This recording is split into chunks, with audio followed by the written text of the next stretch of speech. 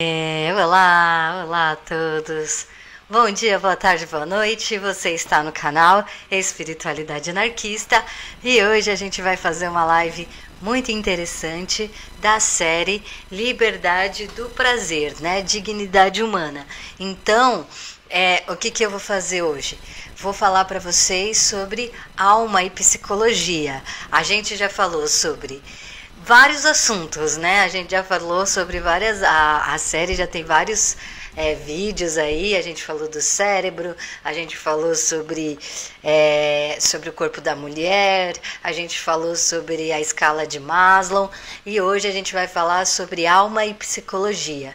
Fiquem com a vinheta e eu já volto para falar para vocês, porque esse é um dos vídeos que eu mais idealizei fazer durante esses anos todos, pesquisei. Estou muito feliz e ele está um pouco pesado, assim, no aspecto de muito conteúdo.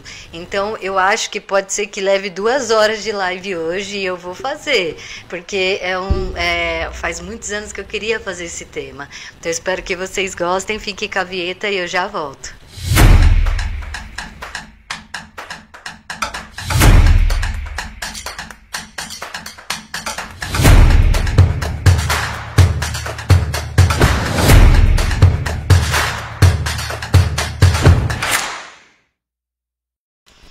Aê, muito bem, muito legal. E então hoje a gente vai falar sobre esse aspecto que é a alma e a psicologia, né? Então a gente vai entender um pouco melhor sobre os pensamentos de Freud, a gente vai ver também a questão. Bem, enfim, eu trouxe vários vídeos de psicólogos e psiquiatras, né, falando sobre a situação. Vocês vão ver, ficou muito legal, muito divertido e a minha casa tá um pouco agitada, não sei se alguém vai aparecer. Espero que dê tudo certo e que decorra tudo legal. Bem, então é isso aí. Deixa eu pensar mais alguma coisa aqui. Eu vou começar colocando as nossas fotos. Peraí, certo. Então, o tema de hoje da live é alma e psicologia. Lembrando que terça-feira eu faço vídeos sobre espiritualidade, quinta-feira sobre política, sexta-feira sobre dignidade humana, né? E aí o que acontece? A gente está trabalhando. Hoje eu não consegui dormir direito. Acho que eu só dormi umas 2 horinhas porque estava muito calor. E aí eu não consegui fazer a leitura do livro A Função do Orgasmo, mas que vai super interligar com essa live de agora sobre Freud. Então acredito eu que mais à noite eu vou fazer a live sobre o livro do Leo, A Função do Orgasmo, né? Para que a gente possa. Para dar continuidade, que eu quero fazer logo as coisas. Eu tenho sangue de vontade logo, sangue quente. Então, vamos lá. Hoje talvez eu fique o dia inteiro só em live. Enfim, vamos começar aqui. A alma e a psicologia, né? Então, nós vamos entender que Aristóteles lá, né, antigamente, ele já estava fazendo formas de pensar o ser humano de 2 maneiras, da forma subjetiva, né, e da forma materialista. Então, o Aristóteles, ele meio que começa a distinguir uma coisa da outra, né? A parte subjetiva do ser humano e a parte materialista. Então, a parte subjetiva é a questão existencial, como o tempo, o infinito, o espaço, né, as coisas mais profundas do ser humano, que é muito mais subjetivo. Agora, o material, né, são as coisas, né, a sobrevivência, né, a natureza e tudo mais. Aí, quando ele foi traduzido, quando ele começou a ser traduzido, foram lá e um padre, né, colocou nos livros a palavra metafísica para se referir à parte que Aristóteles tratava as coisas de forma não materialista, de forma mais subjetiva, né, para distinguir esses 2 aspectos. Ok. Bem, depois nós temos Descartes, né, com o modelo cartesiano, que ele começa a dizer que o ser humano ele é separado, né? Então tem a alma e tem o corpo. Como se a alma fosse algo, né, o mental fosse uma entidade separada do ser humano, né, do corpo humano. Então, para o Descartes, a gente já tem duas particularidades. O corpo, que para Descartes ele é desassociado à alma, à mente, certo?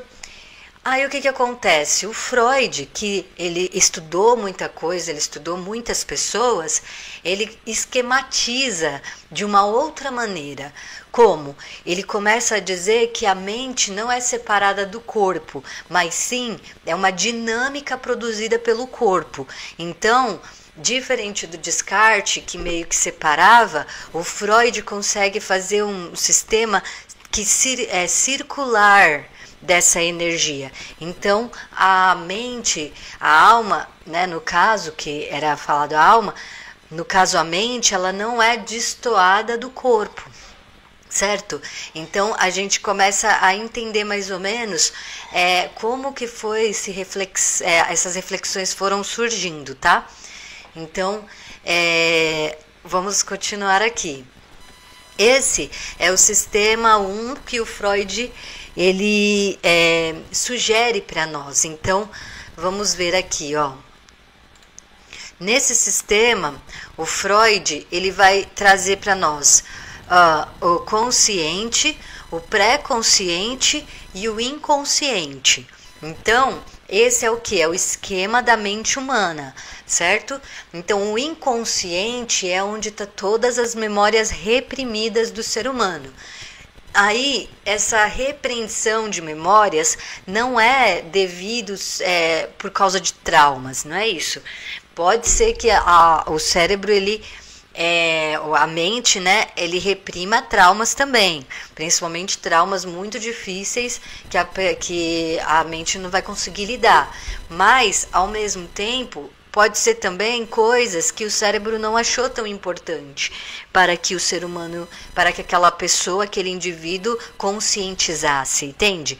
Então, no inconsciente está diversas memórias que o inconsciente cria, né, a partir da sua vivência de realidade, que fica ali. E aí, quando ele achar que é necessário, o inconsciente, né, não como uma energia independente, assim, é um motor independente, né? Como um sistema, por exemplo, o coração bate de forma independente, né?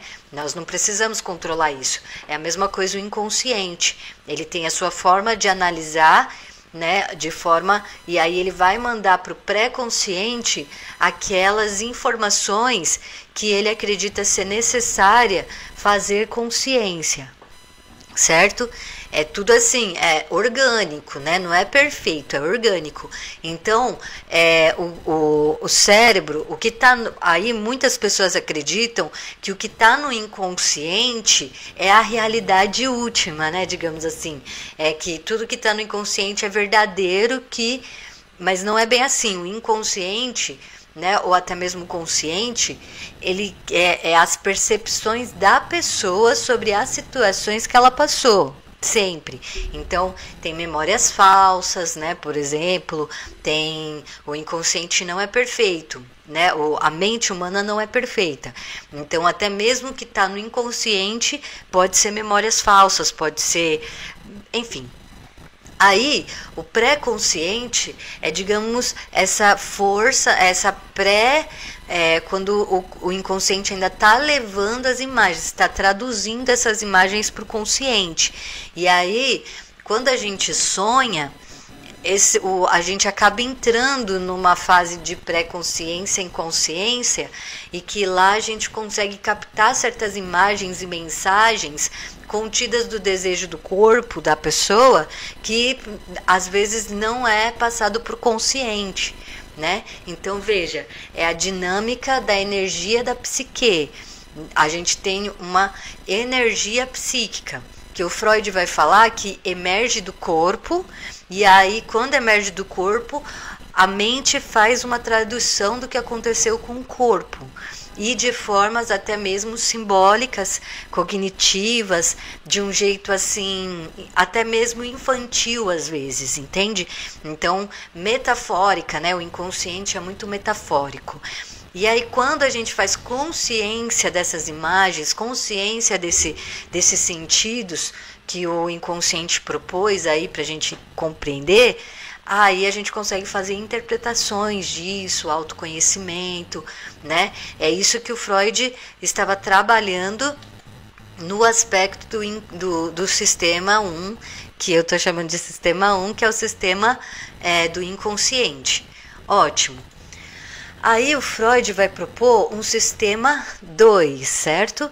Esse é o sistema do ego, id e superego. E o alter ego. Então, lembrando que eu só sou uma pessoa fazendo uma pesquisa aqui, eu espero que esteja tudo certo. Se não tiver, depois eu corrijo, eu vou melhorando. É tudo um início, né? A gente está no início das coisas. Então, o sistema 2 é o ego, o id e o superego, né? Então, o id o ego é você e todo esse sistema. Certo? Então, o ego é esse corpo, né, essa mente e as minhas idealizações e as vivências, isso é o ego. Já o id é o próprio corpo, certo? É aquelas sensações viscerais mais animais dentro de nós, por assim dizer. E o superego é aonde mora a nossa moral. É onde moram nossos princípios, é aquilo que eu desejo ser, por assim dizer, né? Desejo ser no aspecto de como eu me comporto, de como eu idealizo, como eu imagino que as coisas certas devam ser, coisas assim. E o alter ego, aí seria aquela imagem de mim que eu queria ser de fato, né? Aquilo que eu idealizo em mim, o que eu vejo que eu queria ser o outro, porque aquele ideal e tudo mais, né? Mas aí já não é o sistema, né? Aí já é um outro aspecto. O sistema mesmo é o ego, o id e o superego, tá? Então, aí muitas pessoas, né, utilizam-se da brincadeira de dizer que o id que nós temos 3 grandes tiranos na vida. Quais são os grandes tiranos? O id, que é o corpo. Por quê? Porque o id ele tem necessidades dele.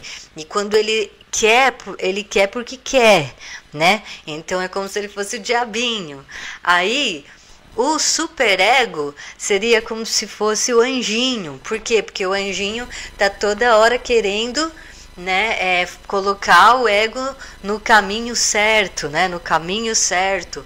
Então, nós temos a sociedade, que é a terceira tirana, porque a sociedade está sempre impondo regras, impondo condições, né, que limita tanto o ego, ou que limita o ego, né, tanto os desejos do id, quanto as perspectivas do superego. E aí você, no meio desses 3 tiranos, você precisa escolher quem você vai agradar. E às vezes o que agrada o id não agrada o superego, né? E às vezes o que o id quer, a sociedade não vai dar.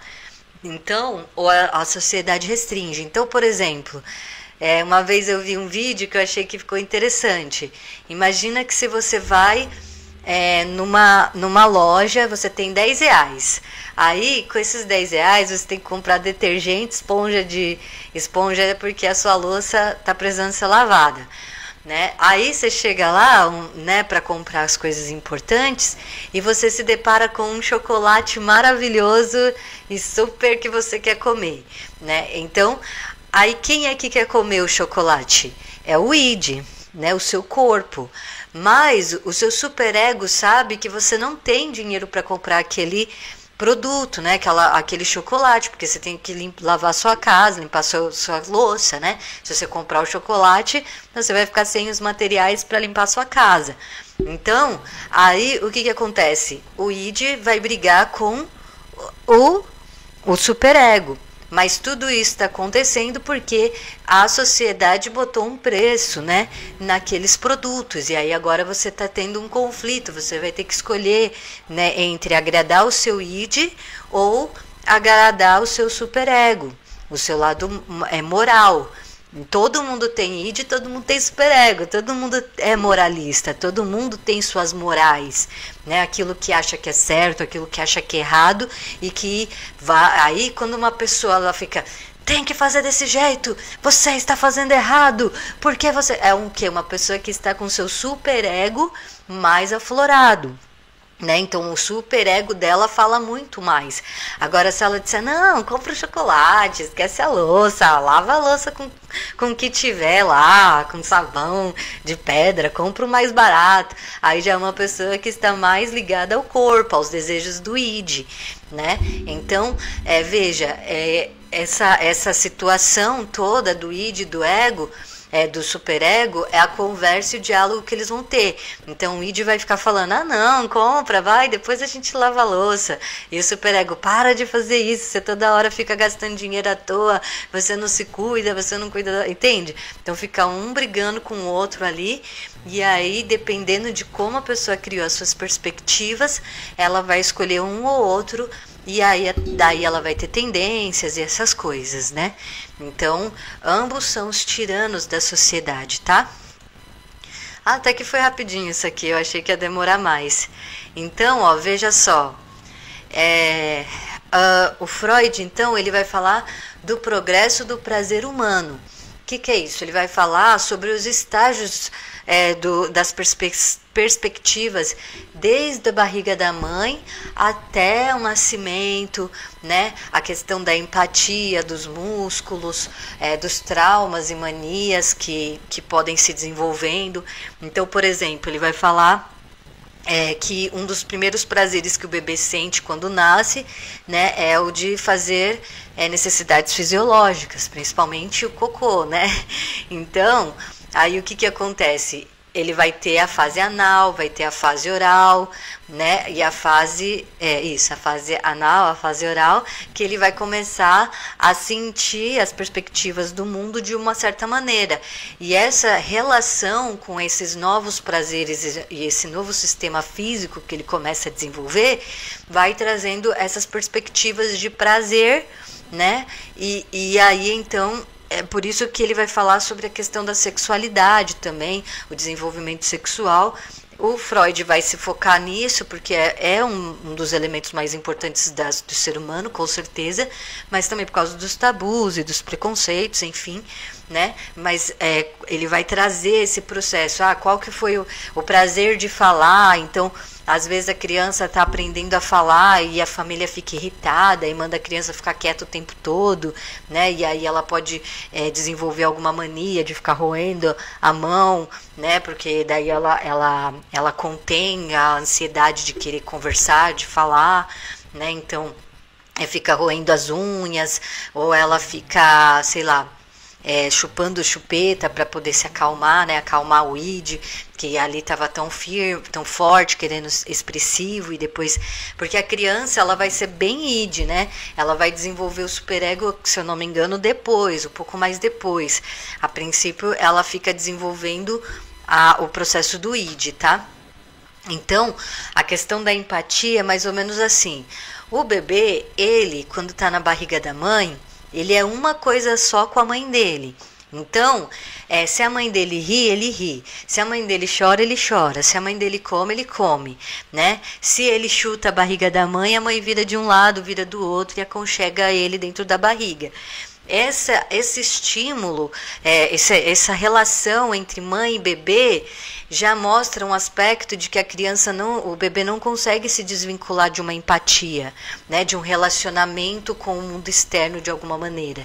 Então, quando o bebê nasce, ele nasce e aí ele se vê separado da mãe, ele começa a ter um aspecto de pensar assim: agora eu que estou produzindo os meus sentimentos, né?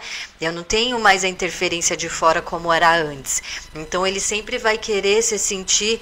Por isso que, por exemplo, ele tá manhoso, ele não para de chorar. Por quê? Porque para ele, para o bebê, é muito intenso essa separação. Ele ficou 9 meses junto com a mãe, né? Andando com a mãe, caminhando, dormindo. E quando ele se separa, é uma sensação de muita de solidão, por assim dizer. A Monja Coen, ela diz assim, e eu gosto do que ela disse, que nascer é doloroso, né? Você passar pelo canal ali, aí daí os seus ossos ficam presos, depois solta, né? Respirar pela primeira vez, né? Tipo, aquela coisa assim, os dentes nascerem, aí machuca a gengiva. Tudo esse processo são processos intensos, então a empatia no bebê é muito perspectivo e a gente vai ver isso agora, né, nos vídeos que eu trouxe para a gente analisar. E também a questão de que a mãe começa a ser mais valorizada, né? A mãe começa a ser mais... por exemplo, se o bebê vê um outro bebê chorando, ele também chora, porque ele não consegue desassociar de que aquele bebê chorando não tem nada a ver com ele. Né, porque ele passou, né, ali junto com a mãe. Se a mãe chorava, ele também ficava triste. Se a mãe ria, ele ria também. Então, até o bebê, lá para os 2 anos e meio, 3 anos, é que ele começa a perceber que, pera, o outro é o outro e eu sou eu. Né? É um momento egocêntrico da criança. Certo? Então, é mais ou menos os pensamentos. Já as memórias musculares é mais trabalhada com William Reich, mas a gente também vai entender essas questões. Por exemplo, por exemplo, a criança é muito curiosa. Aí ela vai pegar um negócio, toma um tapa e né? Não mexe nisso, menino. Aí ele toma um susto. Esse susto é o que? É um estresse, né? Ele passou um estresse. Mesmo que não foi um tapa que doeu, mesmo que não foi algo assim realmente muito violento, mas só o susto que a criança toma, e por a criança ser um ser muito impressionável, né? Ela trava o músculo, joga uma pancada de cortisol, e se isso for corriqueiro, vai se tornar o quê? Um comportamento condicionado, né? Então, essa é a questão da memória muscular quando a criança sofre muitos traumas ou constantemente traumas físicos e tudo mais, tá? Mas assim, a perspectiva da criança é dentro daquela ideia que eu falei da memórias falsas também. Então, às vezes, não aconteceu nenhum tipo de estímulo, mas a criança fantasiou uma situação dentro da mente dela que foi tão real que pode virar uma memória falsa também. O ser humano é bastante complexo, né? Bastante complexo. Então, legal. Vamos continuar aqui. Deixa eu pensar.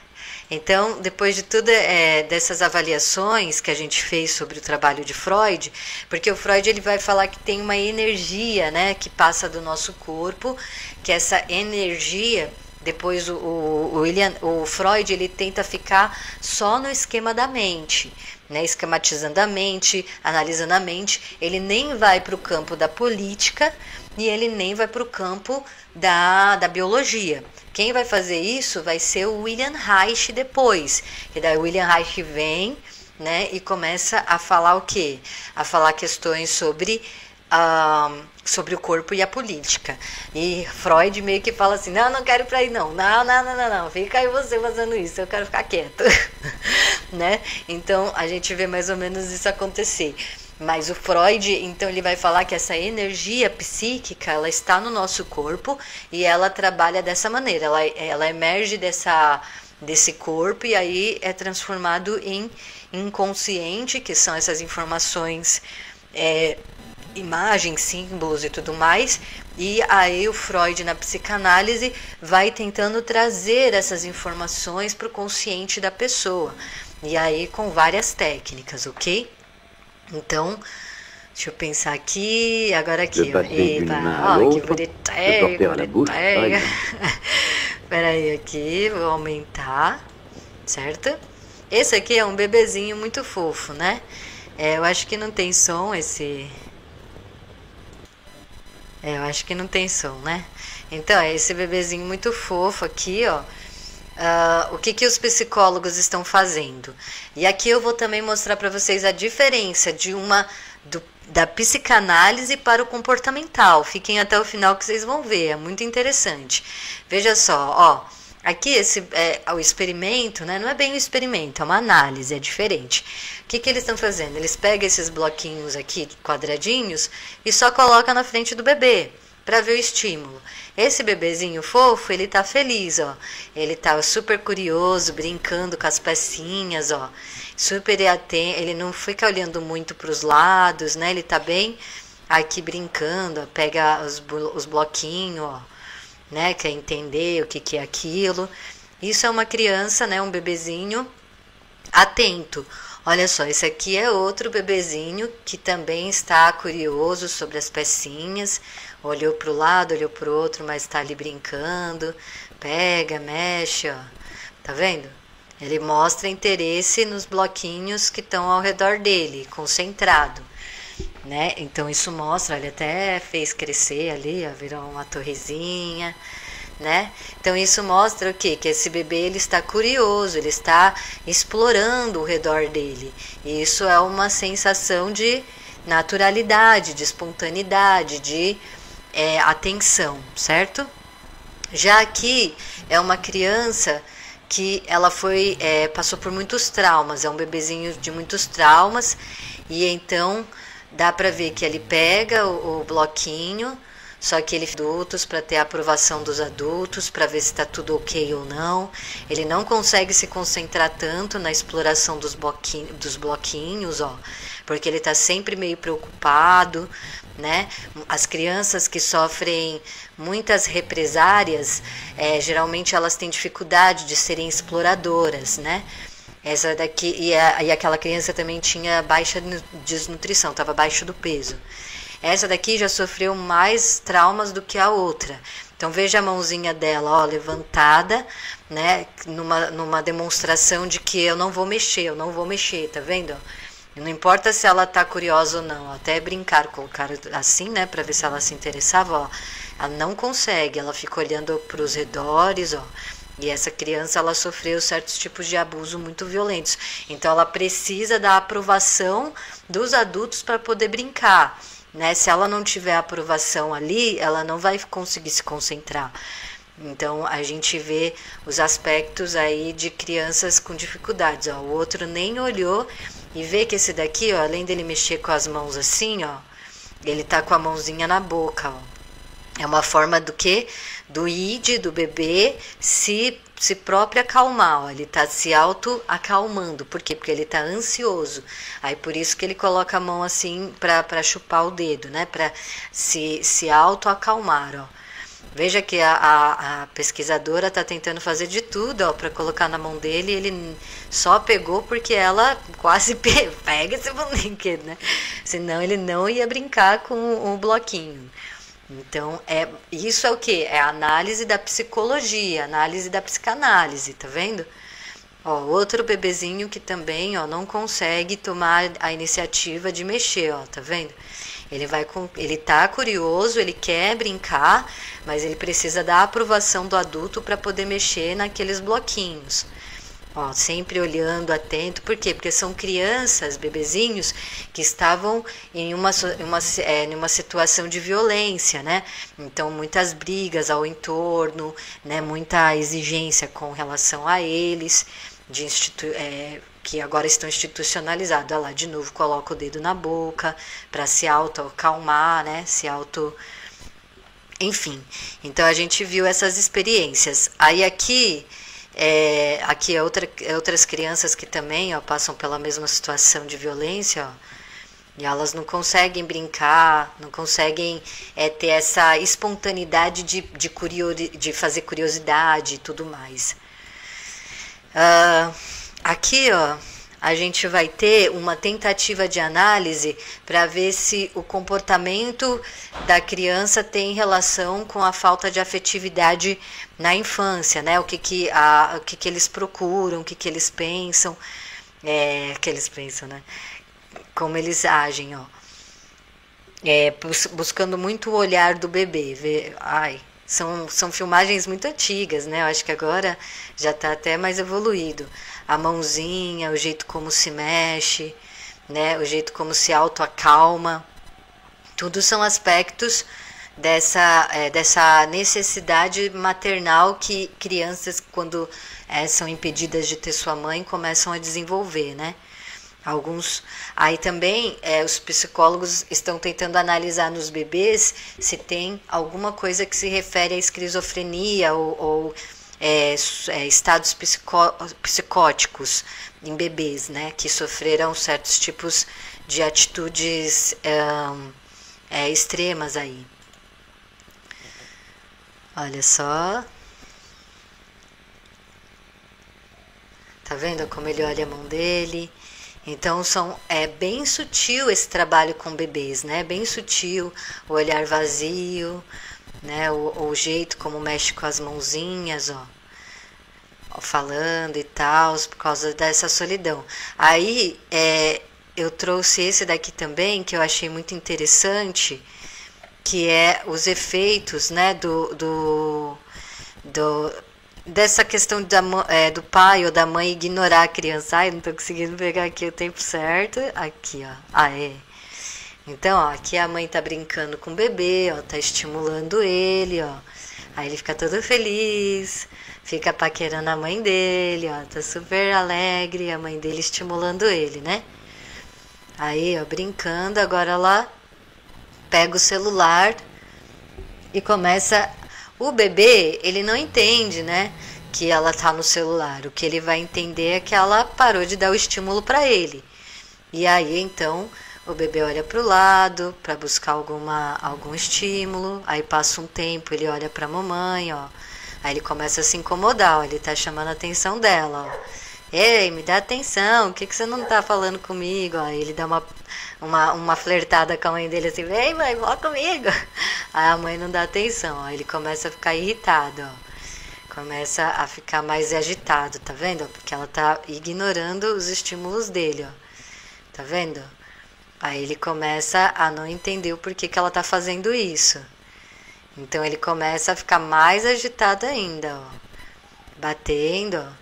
Ah, mas isso é manha? Não. Se você é um adulto, você já ficou junto com alguém que a pessoa fica no celular e não te dá atenção? Você já, né? Então, você sabe que isso, se não é legal para nós que somos adultos, imagina para os bebês, né? Aí chega um momento, ó, que o bebê chora, né? Ele acaba chorando. Então, o que acontece? Aí a mãe dele, ó, agora ela deu atenção quando ele começou a chorar alto. Mas se a mãe ou o pai ficar fazendo isso, ele vai criar um comportamento. Aí sim ele vai ficar mimado, porque daí ele vai criar um comportamento condicionado. O que é isso? Ele vai entender que se eu chorar, a minha mãe vai me dar atenção, né? Então o certo não é esperar a criança chorar para você dar atenção para ela, né? É você saber equilibrar essas energias e tal. Ó, aqui já eu achei, aí aqui a gente já tá aumentando a idade, né? Aqui eu acho esse maravilhoso, ai, gente, isso aqui é maravilhoso, né? Então esse menininho, ele tem o quê? Problema de socialização, ele é muito agressivo, veja só. Ele bate nos outros amiguinhos, ó, deliberadamente, tá vendo? Ele brinca só de atividades muito com energia. Ele não consegue prestar atenção e nem obedecer os pais, né? E aí acontece que isso influencia na escola, nos estudos, na educação, na atenção das outras crianças também. Então, aqui a gente vai ver as professoras e a mãe explicando. Mas veja que interessante a forma como o psicólogo vai trabalhar com essa criança, né? Então ele tá sempre atento à criança, ó, conversando com ela. Aí de repente ele tá conversando sobre uma coisa e a criança desvia a atenção e vai ver outra, né? E às vezes a mãe ou o pai acha que isso é uma forma da criança ser desobediente, né? Por exemplo, Vem cá, vamos conversar. Daí a criança senta. Por que você fez aquilo outro? Daí a criança, olha mãe, o passarinho, não desvia do assunto, continua conversando, vem ficar, entendeu? Né? Aqui não, ó, aqui o psicólogo vai trabalhando com o tempo da criança, com o aspecto. Então ele conversa com ela sobre as coisas, daí quando ela desvia a atenção, ele vai também, brinca um pouquinho com ele, ó. E vai indo aos pouquinhos para entender o porquê que ele está com essas atividades, né? E aí é a técnica do psicólogo. Eu não sei quais são as técnicas, né? E a mãe vai assistindo. E é muito bonito, por quê? Porque, se eu não me engano, né? Durante o trabalho, o psicólogo vai explicando que a mãe é muito rígida, né? A família tem problemas realmente de agressividade um com os outros e a criança presencia. E aí a mãe começa a se sentir, digamos assim, meio... Porque o psicólogo, ele representa uma autoridade até um pouco rígida, mesmo que o psicólogo não faça nada, que ele só está perguntando, que ele só está questionando e provocando, né? As pessoas vão se sentir como se o psicólogo tivesse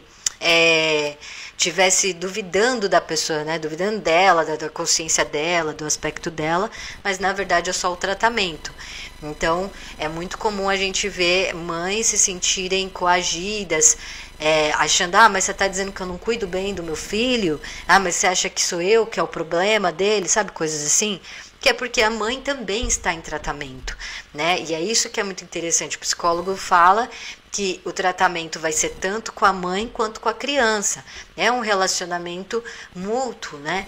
E isso é muito interessante, porque quando a mãe começa a perceber essa situação com o filho, aí ela demonstra que realmente ela queria ter mais afetuosidade com a criança, que ela sente falta, né, desses momentos mais alegres, que ela vai vendo que ela vai perdendo, né, esse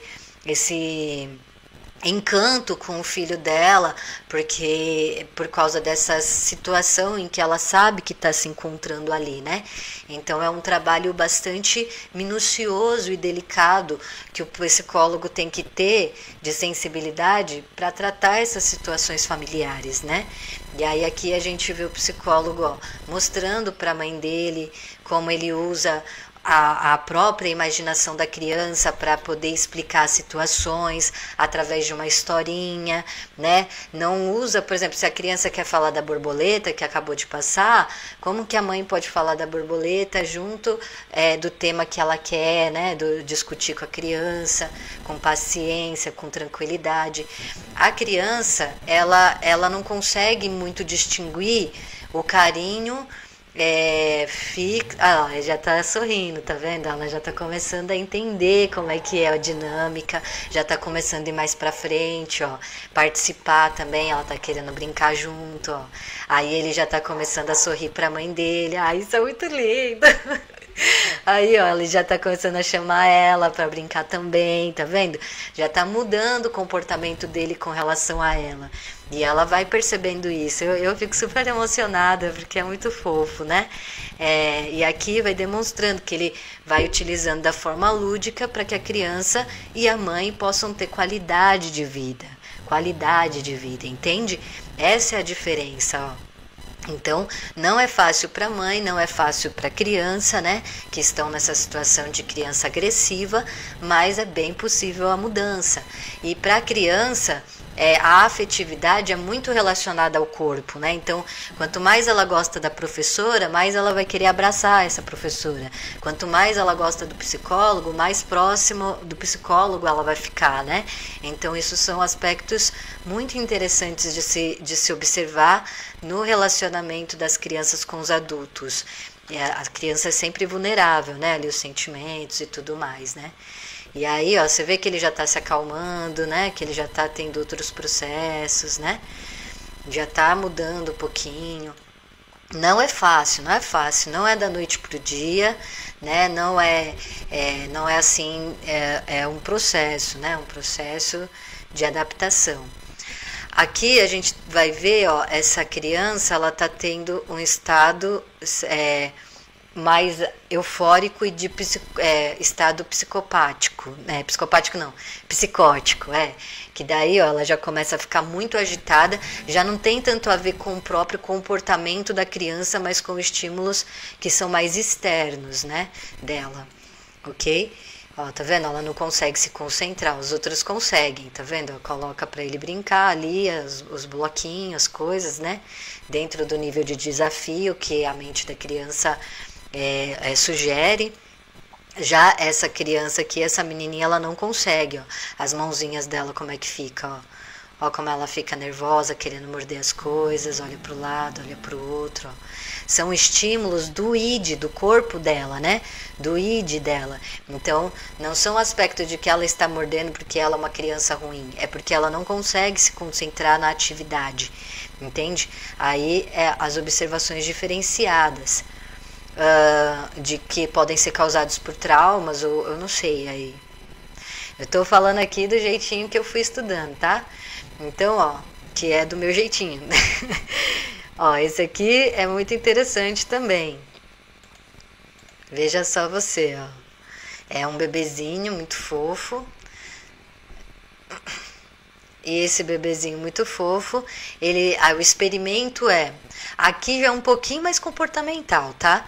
Mas vamos fingir que não, porque eu já vou falar do comportamental um pouquinho mais pra frente. Mas aqui é assim, né? Coloca o brinquedo, a psicóloga tá brincando com ele e tudo mais. E aí, de repente, chega uma pessoa e briga com a psicóloga, né? De propósito, né? Briga assim, de forma até que leve, mas dá uma bronca, né? E aí vai ver como é que o bebê vai reagir a essa briga externa, certo? Aí, ó, o bebê se assustou, ó, tá se sentindo coagido. Por quê? Porque o bebê, ele é muito empático. Ele não consegue distinguir que aquela bronca, aquela raiva, aquela atitude agressiva não foi para ele, foi para a psicóloga. Então, veja como ele diminui o estímulo da brincadeira, ó. Agora ele não consegue mais se concentrar. E ela tá falando, vai, brinca, vamos continuar brincando, ó. E ele não consegue mais, ó. É como até se ela tivesse roubado a energia dele, né? No começo ele estava todo entretido e por causa de uma única bronca já afetou completamente o estado dele, ó. E leva um tempo até ele voltar até aquele estímulo novamente. Entende? Então o mundo externo, né, é o terceiro tirano. Esse rapazinho é interessante, por quê? Porque eu acho que ele tem autismo, se eu não me engano, né? E aí ele fica brigando com a mãe dele, é muito fofo, né? Por quê? Porque pra ele não está aberto. Não terminou de abrir, ó, tá fechado. Por quê? Porque pra ele tem essa pontinha aqui, ó, que grudou aqui do papel. Então, pra ele não consegue comer enquanto esse papelzinho aqui não for tirado. Daí, nesse vídeo, a mãe meio que tá falando assim, tomem cuidado para não ficar fazendo, parem para explicar pro bebê que tá aberto sim, que ele consegue comer, que não há necessidade de tirar. Então ela fica dialogando com ele, falando, olha, tá aberto. E ele diz, não tá aberto. E ela diz, tá aberto sim. Daí ele, não tá, só vai estar aberto depois que você tirar isso daqui. Se você não tirar isso aqui, não vai estar aberto. Então ela vai, ó, coloca o dedo e fala, ó, você consegue comer. Aí ele diz assim, não, você não deveria ter feito isso. Mãe, não faça isso. Aí ele fica desesperado, ó. Aí, que atitude foi essa? É o do id, porque quem tá falando que não tá aberto é o superego, entendeu? O superego tá dizendo que não tá aberto, mas o id, na cabecinha dele, tá assim, vai, come logo. Então mesmo ele brigando com a mãe dele, que ele colocou o dedo lá, ele ainda chupa o dedo da mãe dele que tem o chocolatinho, né? Só que ele não tá aceitando, ó, ele tá falando, eu não vou comer enquanto estiver fechado. E a mãe dele tá dizendo, já tá aberto, já dá pra comer, ó. Aí ele vai, o id tá muito desesperado, o id quer muito comer, né? Mas o superego não tá deixando. Daí ela tá explicando, ó, não tem nada embaixo, não tem nada em cima, ó. Ela tem muita paciência com ele. Se fosse talvez outra pessoa, já estaria brigando, achando que ele tá mimado, que ele, né, tá fazendo frescura, mas é a condição dele, ó. Olha lá, ó, ele come, entendeu? Mesmo ele brigando que tá fechado, ó, ele tá dizendo, você não devia ter feito isso, você não podia ter, mas ele se aproveita, né? Então, ó, aí até que ela consegue convencer ele a comer daquele jeito, ó. Mas ele tá ainda muito, muito receoso de que aquilo não tá certo, né? Então é a condição aí do perfeccionismo dele. E como a mãe dele tá lidando, porque ele tem que lidar com as frustrações da vida, né? E se dá para comer, então é um momento que a mãe tá utilizando ali para mostrar para ele que a vida é assim, né? E tudo mais. Então, até que na briga ele acaba cedendo, né? Aí, não é briga, né? É uma discussão. A mãe dele é maravilhosa, tá tratando com muito carinho e até tá se divertindo com a situação, né? Que é muito fofinho. Então, ele vai lá e começa a ter um posicionamento diferente ali e vai fazer as coisinhas dele, né? Mas revoltado, ó, ele tá revoltado que a mãe dele não tirou o negocinho dali. É muito fofinho, é muito fofinho. É, mas aceitou. Finalmente o Id ganhou, né? Tá vendo? Nem sempre quem ganha tem que ser o superego. Às vezes o Id tem que ganhar. Então não é porque o Id é o demoninho que ele nunca deve vencer. Às vezes você tem que, né? Mudar a situação ali e o aspecto, né? Depende de cada comportamento de cada criança. Esse aqui já é um experimento sobre a empatia da criança. Então veja, o psicólogo aqui, ele tenta abrir a porta, né? Ele demonstra para a criança que ele está tendo dificuldade. Aí a criança, por vontade própria, abriu para ele, ó, tá vendo? Não foi a mãe dele que falou, vai lá abrir. Não, ele por si só, por empatia, ele percebeu que poderia ajudar e ajudou. Aí aqui nós temos mais um caso, ó. O psicólogo deixou cair no chão, ó. Aí vem a criança e pega para ele, tá vendo? São os processos de empatia que a criança desenvolve e que já está internizada na questão da sociabilidade, né? Então, a gente vê diversos testes mostrando, ó, a criança organizou. Tá vendo? Aí ele fica feliz, ó, que ajudou, tá vendo? Assim, então aqui é uma demonstração de que a empatia, além de ser algo interno, né, intrínseco do ser humano, também é algo que pode ser trabalhado, tá? É algo que também pode ser trabalhado.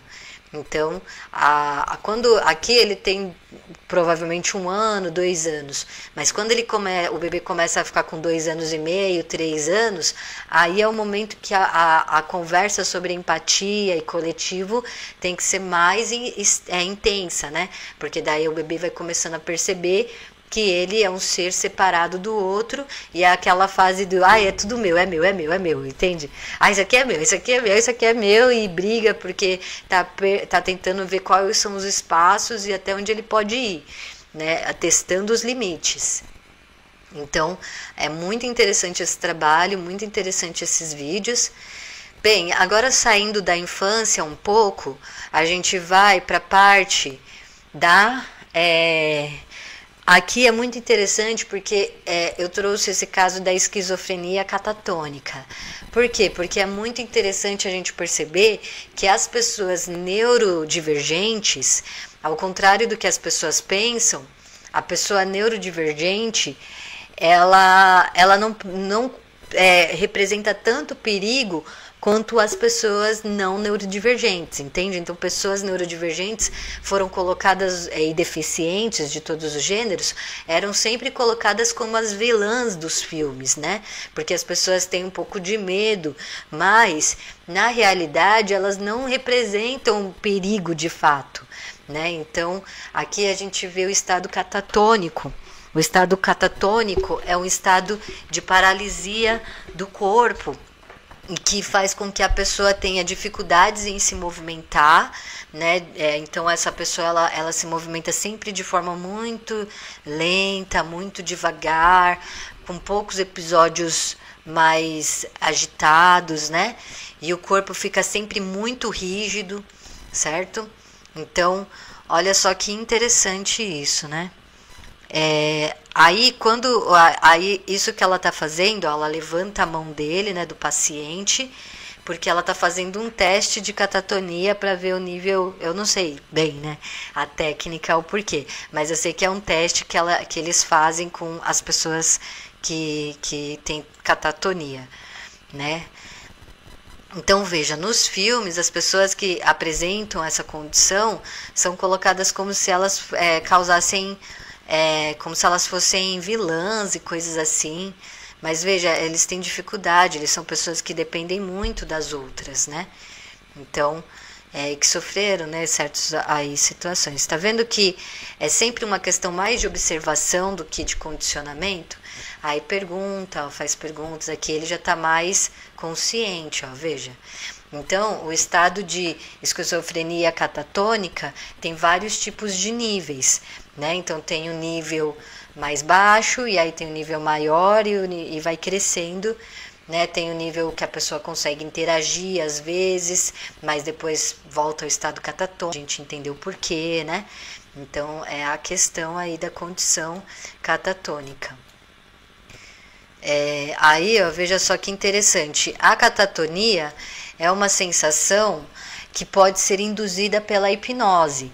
E aí, muitas pessoas, elas, no passado, era comum eles usarem o estado catatônico induzido no lugar de anestésicos, né? Então, induzia a pessoa em um estado catatônico e aí fazia operações nela.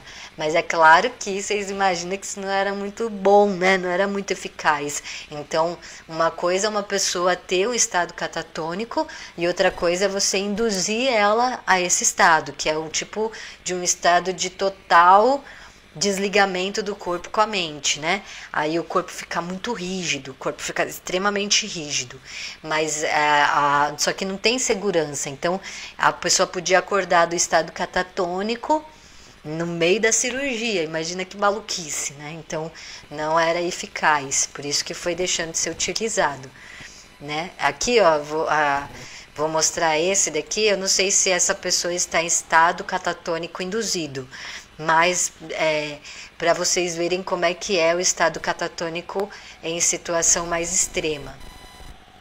Olha só. Para entender como é que a mente, né, humana é tão intensa, tão complexa.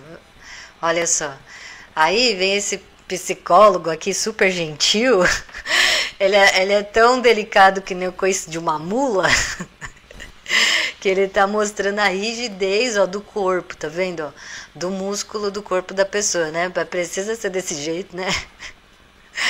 Mas enfim. Olha só, mostra as articulações e tudo mais. Agora, olha isso. Ele colocou os dois braços da pessoa para cima, né? Para mostrar, ó, a rigidez que o corpo fica. Então, o estado catatônico é o último estado de desligamento do corpo com a mente, né? Ah, mas daí, a pessoa quando não está desligada, ela não fica toda mole, jogada no chão? Nesse caso da catatonia, não, a pessoa ela fica totalmente desligada e os músculos ficam um pouco rígidos. Aí, ó, tá vendo? Ó, se ele colocar o corpo da pessoa, o corpo da pessoa vai ficar do jeito que ele colocar, né? É claro que daí, conforme vai passando o tempo, vai ficando rígido, vai perdendo a energia e aí a pessoa vai acabar cedendo em algum momento. Só que se você... Dizem que no estado catatônico, às vezes a pessoa fica mais de 12 horas na mesma posição. Não sei quem foi que fez essa experiência maluca, né? Deve ter sido algum comportamental. Mas É claro que aí a pessoa fica com o braço levantado em estado de resistência, né? E aí conforme a pessoa vai passando o tempo, o braço vai cedendo, cedendo não é mágica, né? Não é magia, né? A pessoa vai cedendo, cedendo, cedendo até que o braço vai chegar uma hora e cai. E é óbvio que se você fizer isso com uma pessoa, no outro dia ela vai ter muita dor muscular. Então, né? Tem que tomar cuidado aí nessas brincadeiras aí se você for fazer teste. Então, bem, aqui a gente já tem uma questão de esquizofrenia aguda, né? Mas no caso, essa moça, né? Ela não consegue, pelo que eu entendi, ela está, a esquizofrenia, ela tem estados, vários níveis, e tem pessoas que têm surtos esquizofrênicos, então assim, ela tá normal, normal, e de repente começa a ouvir as vozes, né, e vozes ou situações e tal, e aí ela começa a separar a realidade das vozes. Geralmente essa pessoa no tratamento, ela vai conseguir começar a distinguir a diferença de quando ela tá no estado ou não. Nessa moça, pelo que eu entendi, ela está constante, então para ela é mais forte, né, ela está sempre tendo esse comportamento de ouvir vozes, de não conseguir se concentrar nas coisas, né? Super muito nervosa. Então, às vezes ela dá risada, às vezes ela se assusta. Ela precisa ficar levantando, se mexendo, né? Verificando o ambiente, se está tudo ok. Ela não consegue se concentrar na situação por muito tempo. Né? É muito complicado, porque daí ela está sempre em estado de estresse, né? Muito estresse, às vezes não consegue dormir, né? Então é difícil para a pessoa conseguir, quando está no estágio agudo de esquizofrenia, conseguir distinguir as coisas. É mais difícil para ela. Ó. Aí ela vai verificar se as luzes estão ok, para ver se ela está segura naquele ambiente, se está tudo ok. Então, estados mais avançados. Aqui, ó, a gente vai então, aí o psicólogo está tentando trabalhar com ela, acalmá-la, né? Verificando a situação. Essa moça, ela tem, aí é diferente da outra. Ela apresenta estados esquizofrênicos também, né? Então surtos. Então aqui ela está falando que ela estava lá fazendo aula de piano, se eu não me engano, e estava escrevendo, né? Digitando na máquina de escrever, e aí ela teve um estado de um surto esquizofrênico, que ela escutou vozes, né, e ela não sabia distinguir, e assim, aconteceu que a igreja e as religiões, até mesmo a espírita, começou a tratar as pessoas esquizofrênicas, né, que estavam tendo essas vozes, ouvindo vozes, como se elas estivessem ouvindo os mentores ou os espíritos que já se foram, e isso acabou confundindo também muito as pessoas, né? Até hoje. Então, a psicologia, né, de ficar associando as coisas a espírito, é melhor você ir fazer um tratamento, né, buscar um auxílio e tudo mais. Eu assisti muito esses vídeos. Aqui já é um outro rapaz que também, olha, apresenta um comportamento mais agudo. Então ele não consegue ficar muito se mexendo, né, muito agitado, mas ele consegue até interagir também, ó, conversa, né, fala. E você, então, o que os psicólogos tentam? Eles tentam padronizar esses comportamentos para que possa ser feita avaliações e aí ajudar o paciente através do quê? De técnicas que auxiliem o paciente a conscientizar a sua própria situação. Então, como a mente da pessoa trabalha, qual que é a dinâmica da pessoa? E aí o psicólogo vai fazer perguntas, vai fazer provocações que auxiliem a pessoa a se autoconhecer e se autoavaliar, né? Então, é esse o objetivo do psicólogo. Veja, até agora não teve nada invasivo, né? No máximo que foi invasivo foi aquele bebezinho que teve aquela brigazinha lá, né? Aquela bronca, foi o mais invasivo até agora, vocês estão vendo, né? Então a psicanálise, ela trabalha mais com a informação, né? Informação sobre como que a pessoa reage às perguntas, como a pessoa reage às provocativas ali, né? Provocações é tipo assim, perguntas que são um pouco desconfortáveis, por assim dizer, né? Então é mais nesse aspecto.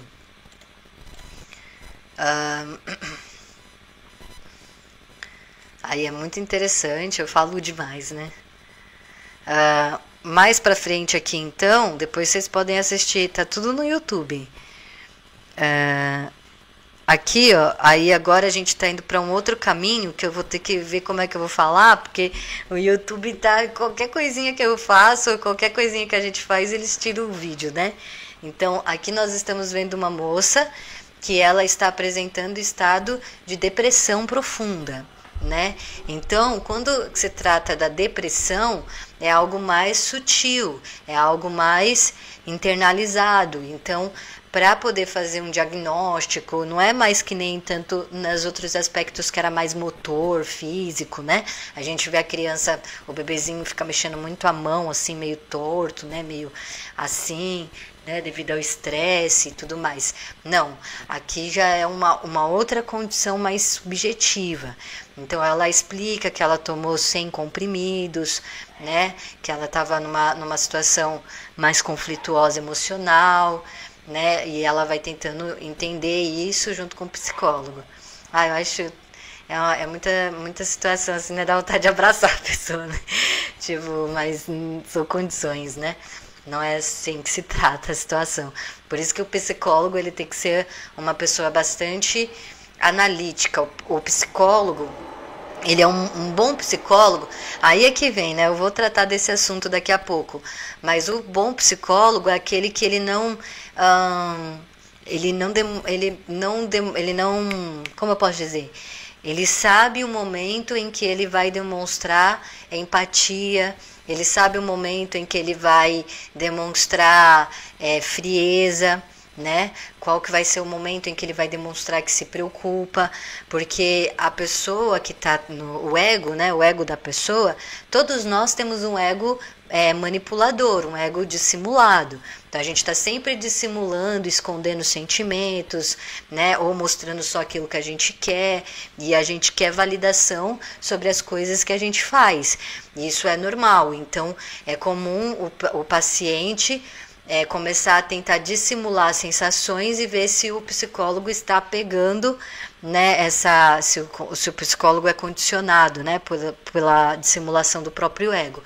Então o psicólogo ele tem que estar sempre ali meio que atento, mas o psicólogo, na minha opinião, também não pode ser um cara totalmente frio, né, que uma pedra de gelo que entra e sai do consultório como se tivesse, sei lá, aborrecido com a vida, né? Não, em algum momento ele tem que também demonstrar empatia, demonstrar preocupação, demonstrar interesse na história da pessoa. Então, assim, teve um caso de uma... Teve um caso, né, que o cara escreveu assim: como que eu sei que aquela pessoa é um bom psicólogo? Né? É um desafio muito grande saber se aquela pessoa é um bom profissional na psicologia.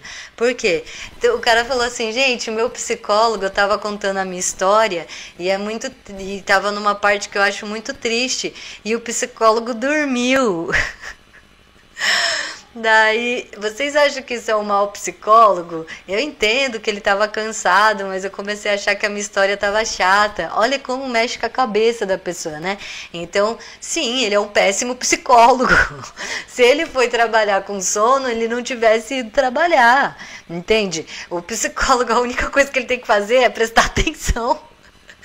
Né, assim, prestar atenção no paciente ali naquele momento, né? Fazer as anotações. Se a pessoa dormiu é um desrespeito, né? Qualquer profissão que a pessoa dormir na hora que está trabalhando é um desrespeito.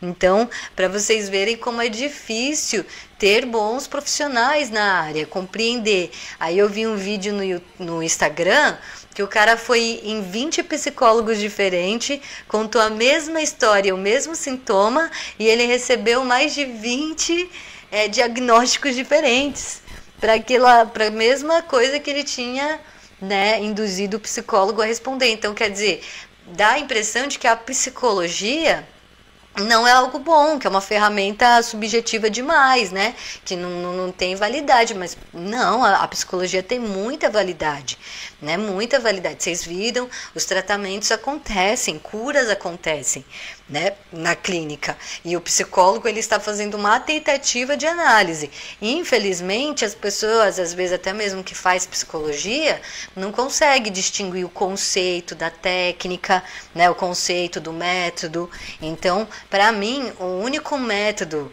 e a única técnica que possa ser positiva para um tratamento efetivo de uma pessoa que precisa é a psicanálise.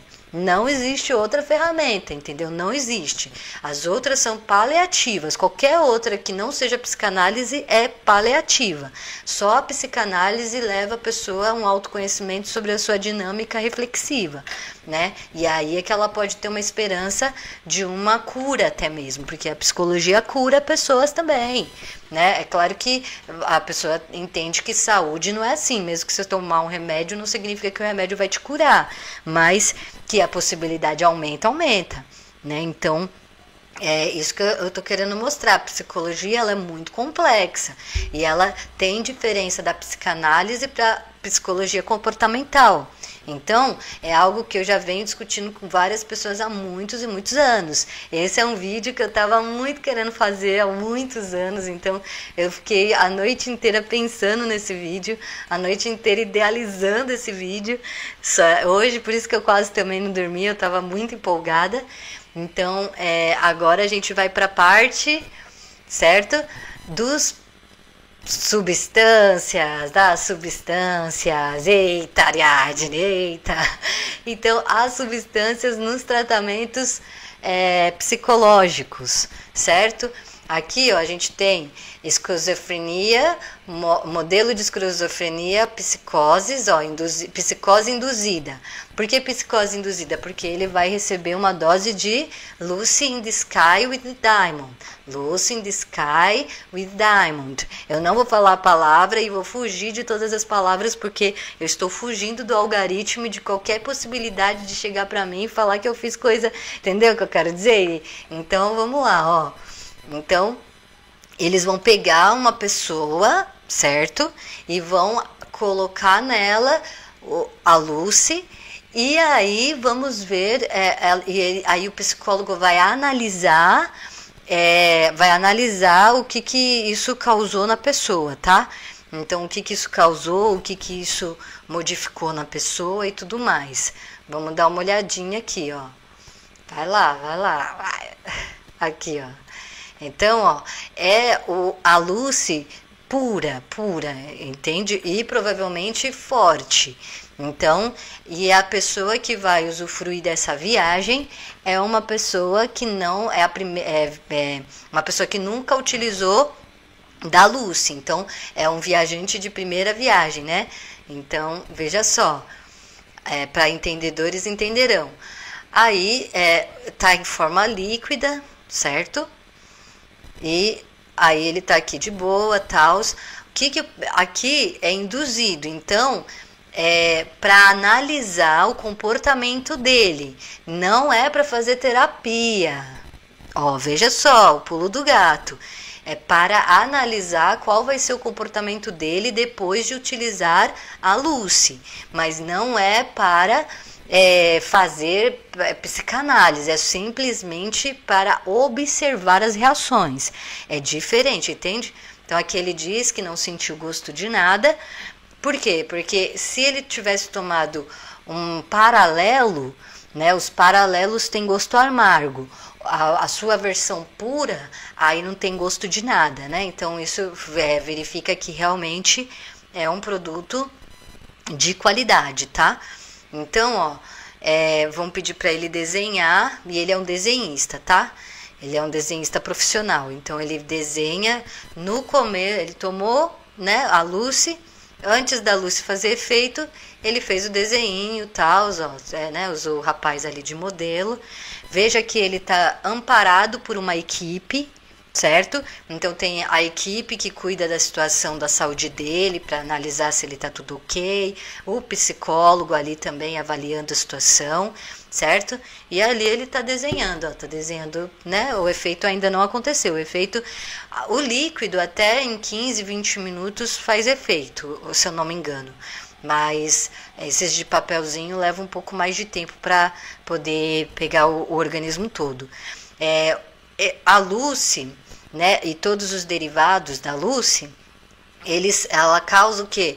Pulsações fortes no corpo, né? A produção exagerada de serotonina e cortisol no organismo, né? Assim, acelerado, e também causa uma situação. Aí agora ele vai ficar esperando, né? Começar os efeitos, acredito eu. Aí eu não lembro muito bem dessa parte. Aí vai começar a causar o quê? Pulsações, a pupila dilata muito, então entra muita luz nos olhos, né? Ah, tá, eu acho que ele está verificando a vibração neurológica, né, do cérebro. Aí também vai acontecer o quê? O próprio músculo cerebral também dá essas pulsações, né? Tudo já está pulsando, mas aí começa a pulsar mais forte, certo? Então, ó, veja só, agora aqui ele já está no efeito. Veja que até o semblante dele meio que muda, né? Ele começa a ficar sorrindo um pouco mais, tá vendo? Por quê? Porque acontece efeitos de euforia, né? São ondas de euforia. Então, vem e vai, vem e vai. E aí é nesse momento em que o psicólogo e toda a equipe ali que está cuidando dele, né, tem que estar atento. Por quê? Porque os níveis altos de euforia pode causar uma bad trip. O que é a bad trip? A pessoa sentir que está perdendo o controle do próprio corpo. E aí o inconsciente produzir imagens para o consciente de que a pessoa está em perigo. Né? E aí a pessoa tá sentindo felicidade, tá sentindo serotonina, mas transforma isso em um estado da indução psicose, né?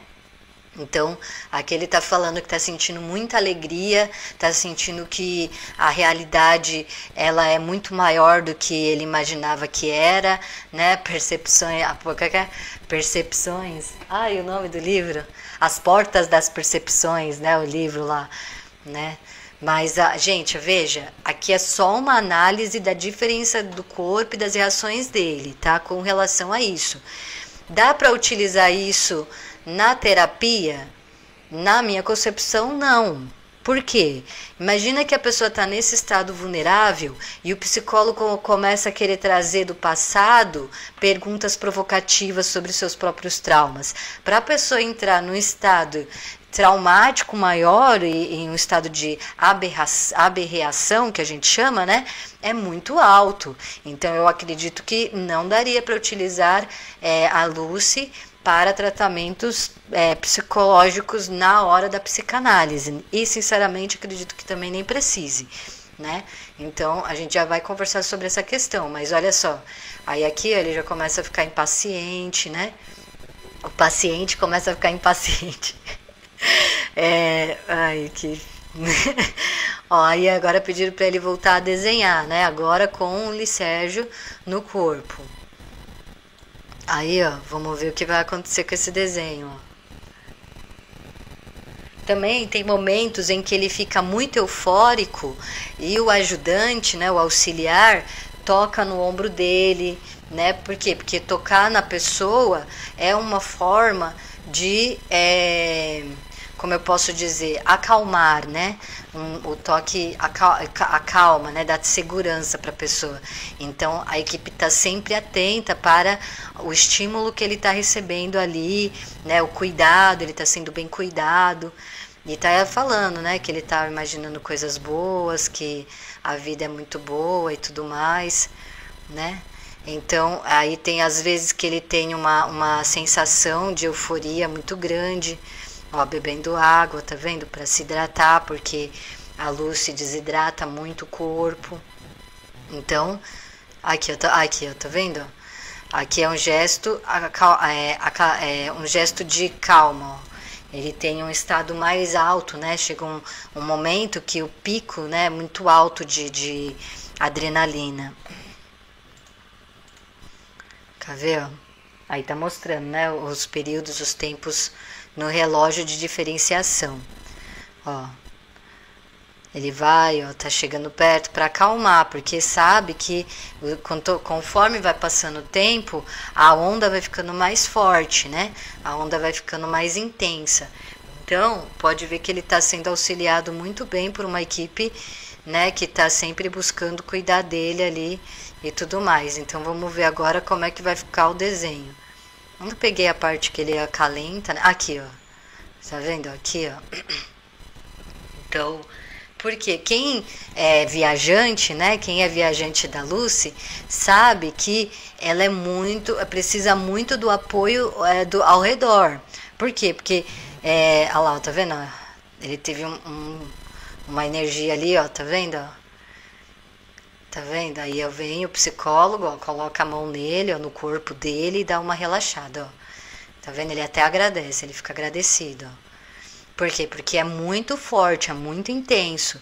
Então, se a pessoa é uma viajante, ela precisa estar com pessoas ao redor dela que vão ficar acalmando ela. Então, por quê? Porque senão a pessoa se perde na própria mente, Então, ó, veja só. Aí, quando vou mostrar pra ele o desenho dele comparado ao desenho com a Lucy, né? Ai, mostrou? Cadê? Já passou bastante tempo. Dura mais ou menos 12 horas, né? Eu não sei qual que ele usou ali, mas dura geralmente 12 horas.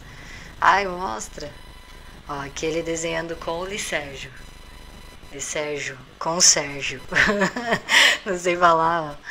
Vocês vão ver que o desenho não fica completo, né? E que na mente dele tá igual, que tá normal, que era assim mesmo que ele queria fazer. Então, o que acontece? É observado que a Lucy tira a capacidade da pessoa compreender a realidade. A pessoa, ela começa até a ficar com dificuldades motoras, né? Não consegue aproveitar as suas potencialidades, tá? Ali o desenho, ó. Tá vendo como é que ele fez? E para ele é assim mesmo que ele queria fazer, né? Então, como diminuiu, né? Debilitou o processo dele de compreensão. Aí, ó, ele tem ataques, né, de euforia, de felicidade muito grande, né? Até em vários momentos ele fala: meu Deus, como eu não usei isso antes. Então, isso é muito interessante, porque a questão das substâncias na utilização de tratamento psicológico. Então, o que eu estou querendo mostrar aqui? Que esses produtos, né, quando a gente pensa em aplicar eles na sessão de psicanálise, na minha opinião, que é humilde, né, de uma pessoa que não sabe muito das coisas, né, que é abusada, é que os que não é aconselhável, eu acredito que não vai precisar ser utilizado, certo? No tratamento dentro da psicanálise, porque além de não há necessidade, é muito difícil de acessar a pessoa quando ela está nesse estado alterado, né, induzido. Então, mas daí o que acontece? Isso não significa, por exemplo, nós temos um preconceito muito grande social com relação a remédios, né? E remédio é algo muito importante. Remédio é aquilo que faz é necessário para a cura humana, né, gente? Então, o remédio é importante. Aí, o que acontece? Se uma pessoa, por exemplo, tem depressão profunda e ela está dizendo que ela sempre pensa coisas ruins sobre a própria vida, né, e tudo mais, aquela coisa que a gente entende, que eu não posso falar. Aí o que acontece? O psicólogo, vendo o nível da situação dela, vai indicar ela para um psiquiatra. O certo é o psiquiatra, ou o psiquiatra ser também psicólogo, ou o psiquiatra trabalhar junto com o psicólogo, né? E aí, o que acontece? O psiquiatra vai começar a manipular remédios para que a pessoa possa ficar mais dopada, que ela possa dormir, descansar, né, que ela possa ficar mais tempo se autoavaliando de forma mais calma, talvez, não sei, né?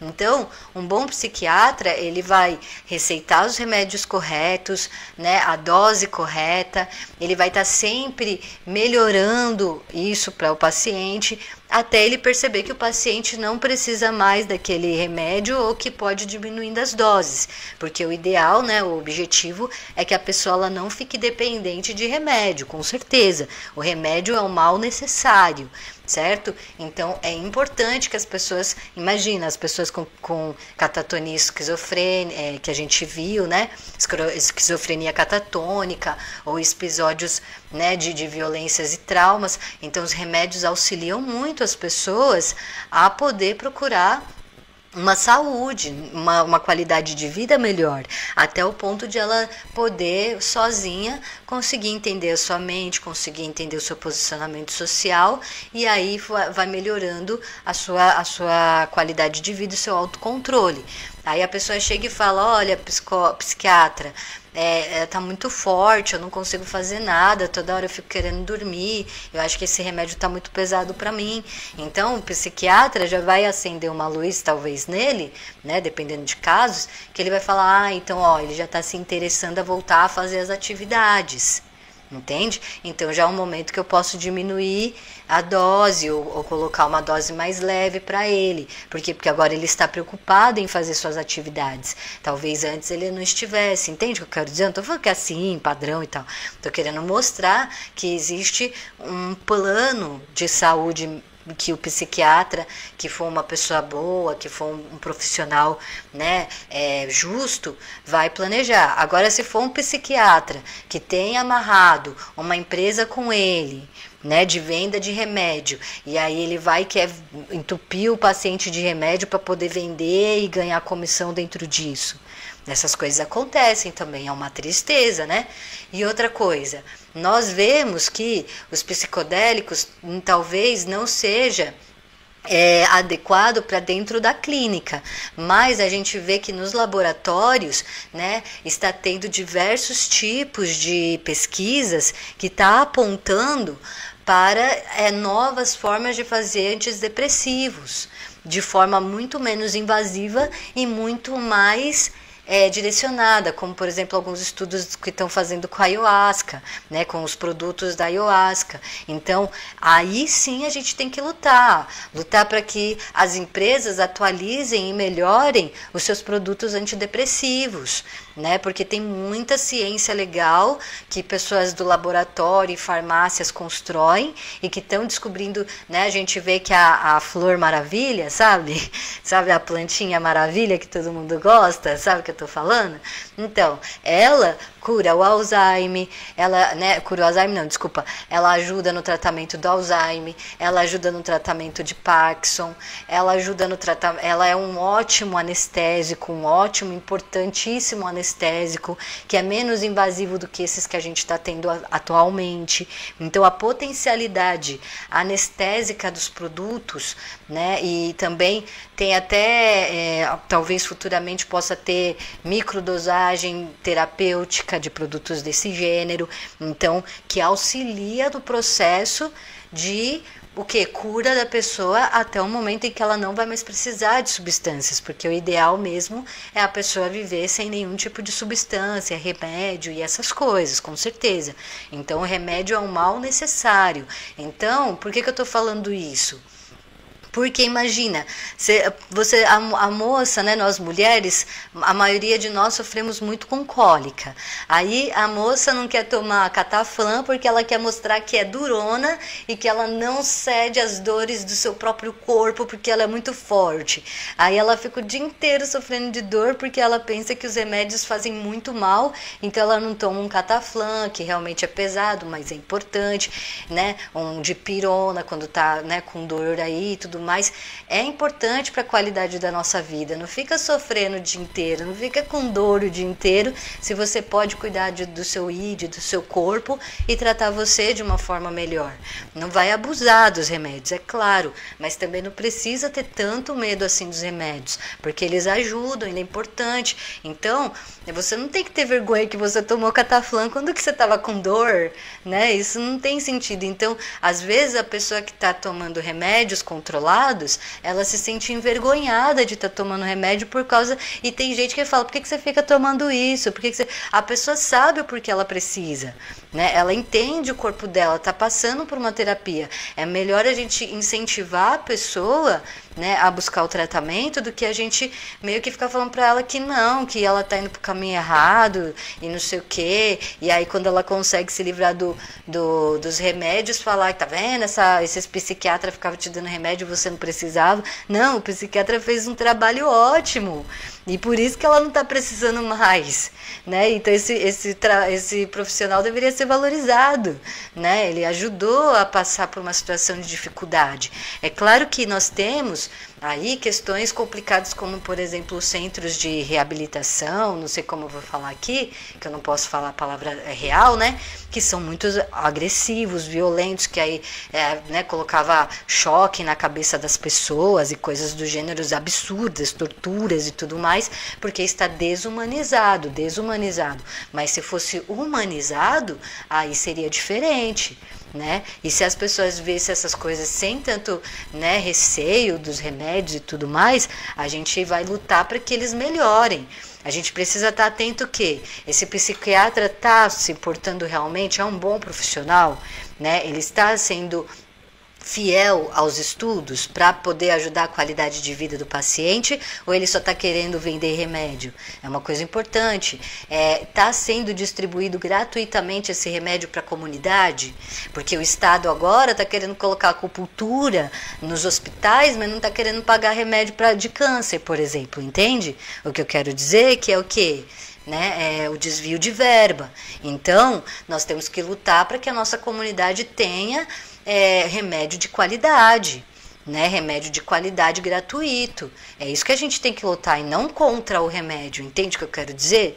Então, nós temos que lutar para que o preconceito do Estado pare de ficar proibindo testes nas universidades que têm respaldo metodológico, científico, de pessoas maravilhosas que estão buscando analisar as questões e substâncias da natureza que podem favorecer melhor o ser humano. Então, a gente está com um déficit enorme na pesquisa com relação à plantinha da felicidade, que já poderia ter melhorado a qualidade de vida humana na Terra, né?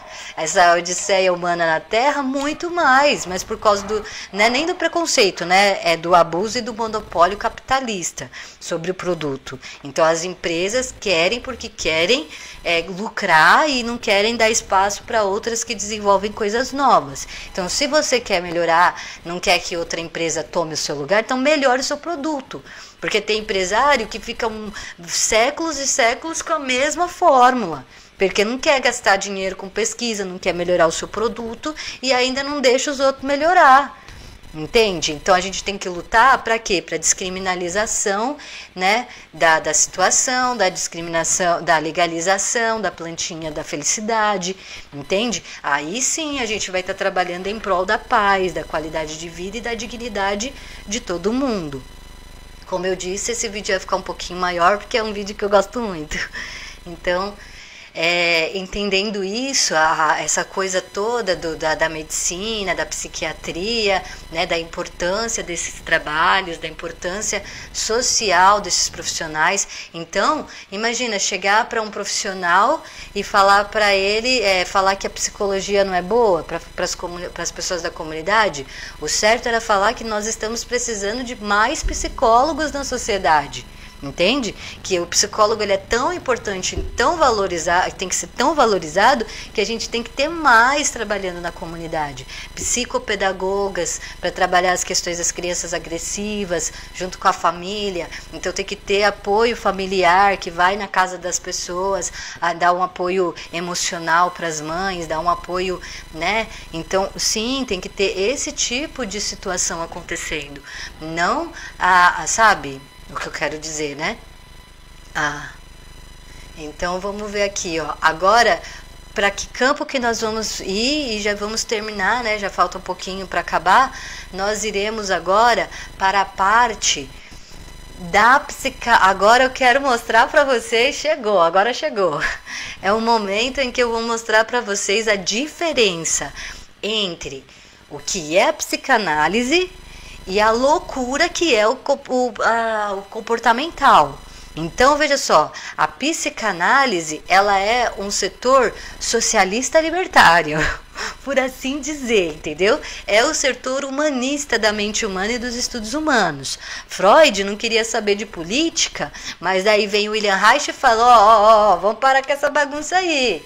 Não dá para falar de mente humana sem você falar de política. Não dá para falar de mente humana e qualidade humana se você ficar ignorando os fatos, né, do mundo dos tiranos, né, do terceiro tirano que é a sociedade, né? E o Freud fica meio, onde você está querendo chegar, entendeu? Então, por quê? Porque começa a psicanálise a ser mais humanista. Agora, os comportamentais já vai para o lado do fascismo, né? Já vai para o lado do antiético. Então, é discrepante, né, a análise que a psicanálise propõe dos experimentos comportamentais que vão sendo construídos durante a sociedade. Os experimentos dos comportamentais é absurdo. E as condições que eles tiram de análise é absurda também, entendeu? Então, é isso que eu estou querendo mostrar para vocês. Aí o que acontece? Como as pessoas não sabem separar o que é comportamental do que é psicanálise, né? Porque isso é proposital, por sinal, que os fascistas adoram fazer isso. O que acontece? As pessoas acham que é a mesma coisa, né? E aí tem preconceito com toda a psicologia porque começa a comparar. Peraí, não é que tá errada a pessoa, entende? Porque realmente tem coisas que você fala, mano... Isso aí é um absurdo, né? Isso é um absurdo. Então, veja, gente, para ter bons profissionais é difícil, não é fácil, né? E ainda que estão conseguindo fazer essas distinções, porque às vezes a pessoa não consegue, nem quando ela está na faculdade, fazer essas distinções. Então, vamos fazer a distinção aqui do que é, né, a psicanálise, da minha concepção, e o que é as experiências comportamentais e quais são as problemáticas. Então, veja... Se você pegar os estudos da experiência comportamental e tentar fazer isso virar uma técnica clínica, vai dar ruim. Vai dar merda, vai dar merda. Entende? Por quê? Porque não dá. Tanto que a gente tem hoje, e que está difícil de tirar do país, que é aquela maledita que constelação familiar. A constelação familiar é uma técnica que surgiu do comportamental, né? E que não serve para absolutamente nada a não ser oprimir pessoas, certo? Então, só existe uma técnica, a psicanálise. É única, é a base. Aí existem terapias, por exemplo, a terapia pode ser para diminuir a ansiedade com técnicas de respiração, né, meditação guiada para tentar dormir no momento que você estiver muito mal, né? Você pode ter, não sei, uma terapia como musicoterapia, que é um momento em que você utiliza a música também para se autoavaliar, né? Mas a cura, a possibilidade de cura está na psicanálise, com o psiquiatra. Isso com certeza, entende? Então, as outras coisas vêm para meio que paliativo, para ajudar numa situação de dificuldade, né? Para você ter um momento mais de tranquilidade ali e passar por uma situação que você estiver, mas não é o tratamento é a psicanálise. E quando o experimental, comportamental começa a produzir técnica clínica, que já não tinha muito, né? Ó, veja só vocês vão entender o porquê que eu estou falando isso, tá? Olha só, aqui eles estão ministrando dó, olha só. Eles pegaram os soldados que estavam nas trincheiras ali, no campo de batalha, e colocaram eles para beber a Lucy. Tem sentido isso? Não tem sentido nenhum. Ó, enquanto os psicólogos ali deram para um único paciente dose de Lucy e ainda estavam acompanhando ele, né, com uma equipe que estava preocupado com a saúde dele, aqui os caras colocou os caras com armado na trincheira com a Lucy no sangue, para vocês verem como eles não estão nem aí para as pessoas. Colocaram armados. Que isso vai favorecer, gente? Que isso mostra? Não mostra nada. Se eles tivessem visto outro vídeo, eles já iam entender que vai.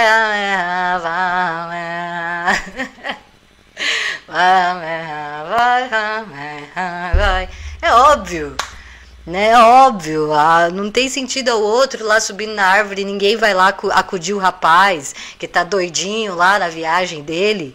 Ninguém tá nem aí se o cara vai cair, se o outro vai pegar a arma brincando e dar um tiro na cabeça do outro. Não tá nem aí, entendeu? Tá nem aí. Para vocês verem como é que é. Olha agora outro, ó. Esse aqui é o B.U.B. Albert, né? Muito famoso na internet aí. E aí o que os caras faz? A terapia é pegar os bebês, né? Além das violências, tadinho, desses orfanatos que as crianças passam, né? É pegar, sabe fazer o quê? Ficar assustando o bebê. Eles pegavam o bebê e ficavam assustando o bebê. Para dar um condicionamento de trauma na criança, para explicar o que, Jesus amado? Explicar o quê? Entende como é que é a cabeça dos comportamental? Eles não têm. Aí você pega lá o Pavlov, né? O Pavlov, que é um dos principais do comportamental, e ele pegava os cachorros, ó, coloca um cachorro para ficar em cima do bebê, o cachorro nem quer, ó, tá vendo? Aí pega o cachorrinho, o Pavlov pegava o cachorrinho e cortava a glândula do cachorro salivária para ver se salivava toda vez que batesse o sino. É isso que faz, e eles acham que eles estão fazendo uma grande descoberta social. Pra quê? Pra quê? Entendeu? É só desumanização, é só trabalhos para causar, entendeu? Para causar o impacto social e vender. Entende o que eu quero dizer? Por isso que a Maria Lacerda de Moura ia concordar comigo agora. Ela ia falar, nossa, Ari, realmente concordo com você. Eu disse, tá vendo, Maria, não muda. Não muda. Ela Ari, eu sei, é difícil. Então, pra que vai fazer isso com o bebê? Ficar jogando coisa nele? Entende? Uma coisa, uma avaliação, análise, não é assim induzida. O cara coloca uma máscara pra... Não tem sentido, entende? Por quê? Porque as pessoas esquecem que artigo científico vende, e quanto mais polêmico e mais chama atenção, mais o cara enriquece de forma absurda, entende? Então é o mundo do absurdo, né? A gente tá no mundo do absurdo. E aí fica com essas coisas que daí depois o pessoal vai fazer o quê? Vai culpar a psicanálise, como se a psicanálise é que tivesse a ver com esse tipo de situação aí, que é condicionamento claro e invasivo, né? E eles falam como se, nossa, a gente descobriu o universo. Eu vou mostrar um dos mais absurdos que eu acho, que é isso aqui, ó. Vocês vão ver só, ó. E eles falam com uma propriedade assim, não, olha isso aqui, esse aqui é o mais besta que eu já vi de todos. Olha essa foto. Esse senhor aqui, idiota, ele disse que ele construiu o paraíso dos ratos, né? Olha só, ele construiu o paraíso dos ratos na cabeça dele. E nesse paraíso tinha espaço, tinha comida, tinha tudo de bom para os ratos, mas conforme foi passando o tempo, os ratos foram se multiplicando e aí começou a ser violento um com o outro, começaram a maltratar as fêmeas, né? Começaram a ter muita violência, e a conclusão que esse rapaz, que esse idiota, que se acha inteligente, disse é que não dá para a sociedade humana ficar em paz, porque ela sempre vai dar um jeito de virar caos depois. Que se você der tudo para o ser humano, ele vai transformar isso em violência.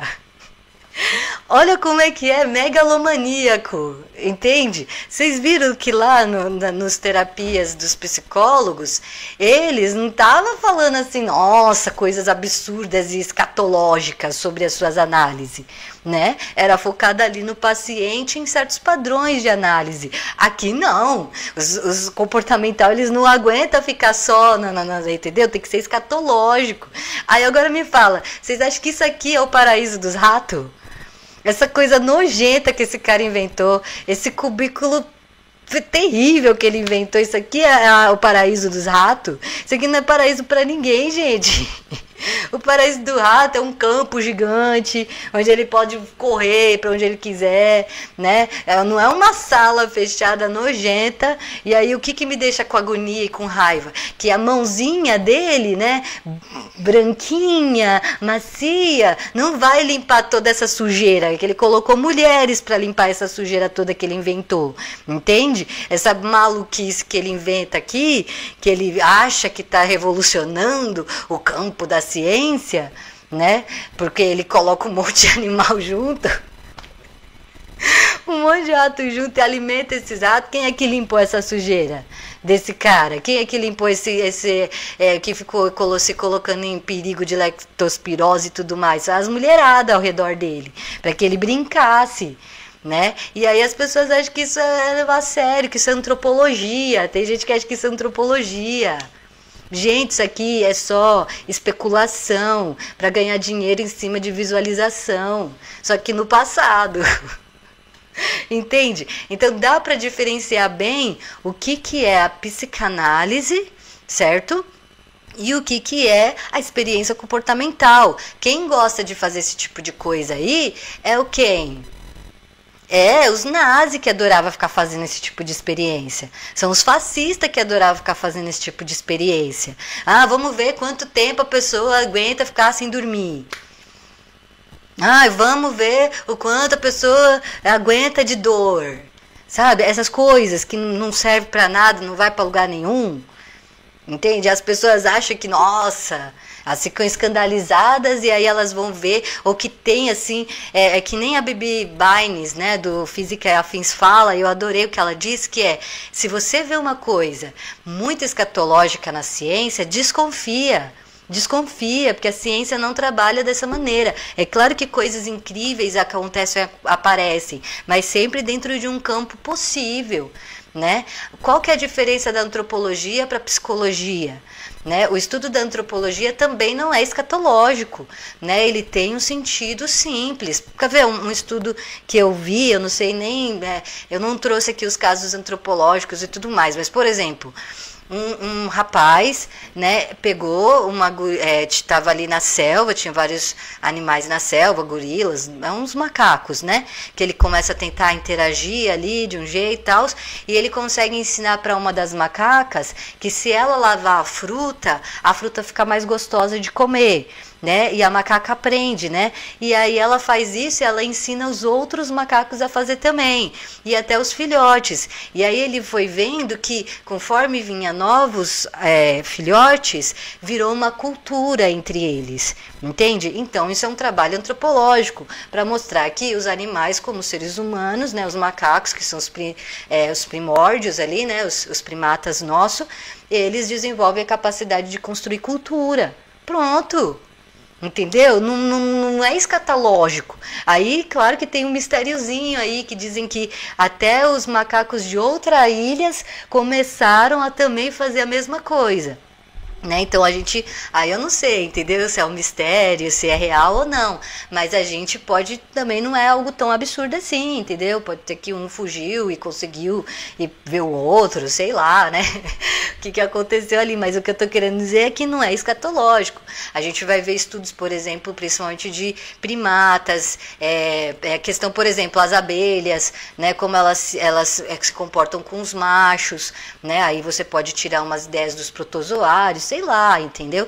Mas é sempre dentro de um campo muito possível, de um campo muito metodológico, né, com análise que não vão fugir muito para o absurdo.